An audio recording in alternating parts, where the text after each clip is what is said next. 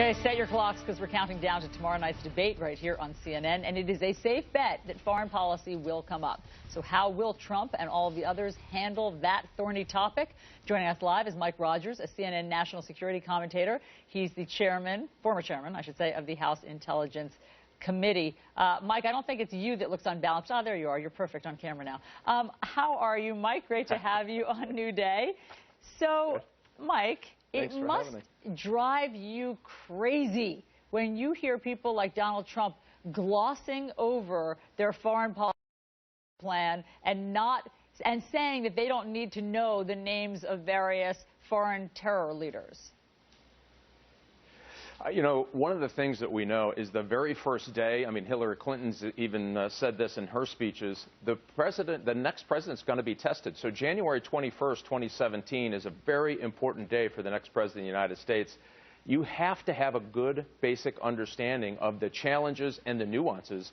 You know, if you're running around saying, hey, we're going to send the 101st Airborne Division to solve all the world's problems, you've got a problem. Or if you say, hey, we're not doing anything at any time, you have a problem. Okay. And so you have to have that nuanced understanding of national security. And it does drive you crazy when these candidates don't spend the time that they need to spend to have a better understanding of how to engage on this topic. But I mean, to Donald Trump's point, when Hugh Hewitt was asking him all of the questions about these somewhat obscure terrorist leaders, I mean, do they at this point in the game need to know General Soleimani? Do they need to know Nasrallah? Zawahiri, of course, I think is a bit of a household name, but al-Jilani, al-Baghdadi. I mean, do you think that those were gotcha questions? Candidly, I do. You really don't need to know the names of the terrorist groups. Al-Nusra is Jilani. I mean, why would a candidate need to know that this early? What you're trying to, I think, do is expose these candidates to some form and level of debate where you can get a feel, can they handle the notion of the nuance between Hamas and Hezbollah and where those organizations get their funding and how you would move forward on a foreign policy issue.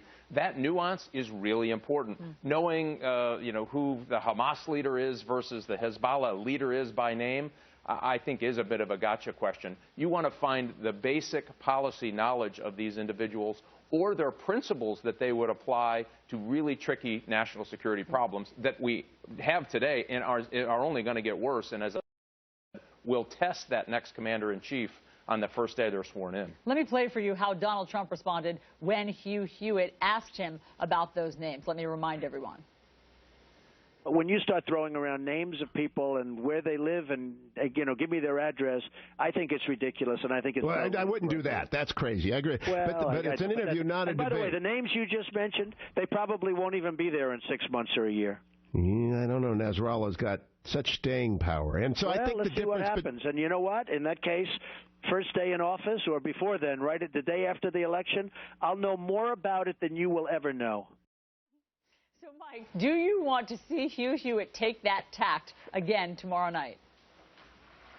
No, I don't. I think trying to get into the nuance of what the names of the individuals of these terrorist groups are is a complete waste of time. I hope what he's trying to do is push this understanding that we have the relationship between these groups. Al-Nusra, you should know what Al-Nusra is, you should know what Hezbollah is, and you should know what Hamas is, and you should know how they relate to ISIS and how it relates in the Middle East, because you're going to have to weave through those cones in order to get to a good policy decision on how to deal with this.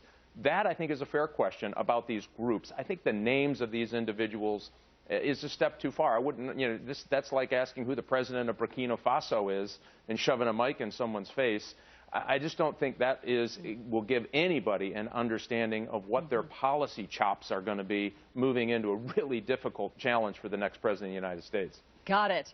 Mike Rogers, thanks so much. We will be watching for all of their answers and how they navigate that tomorrow night. Great to see you. Thanks.